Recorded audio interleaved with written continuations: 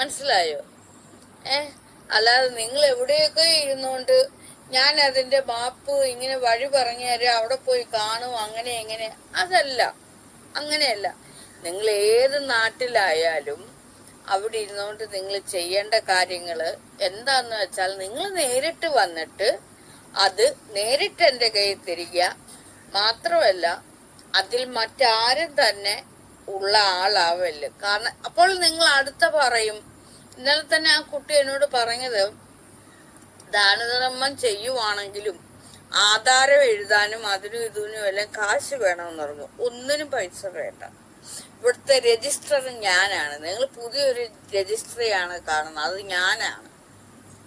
ഞാനും നിങ്ങളുമാണ്, രണ്ടുപേരാണ് ഇവിടെ രജിസ്റ്ററായിട്ട് മാറുന്നത്. ഒന്ന് നിങ്ങളും ഒന്ന് ഞാനും, വാങ്ങിക്കുന്ന ആളും കൊടുക്കുന്ന ആളും.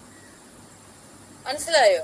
അപ്പൊ നിങ്ങൾ എനിക്ക് തന്നു കഴിയുമ്പോൾ പഴയത് നിങ്ങളുടെ കയ്യിൽ ഇരിക്കുന്നതിന് മൂല്യമില്ല, അതിന് പിന്നെ ഒരു മൂല്യം ഇല്ല.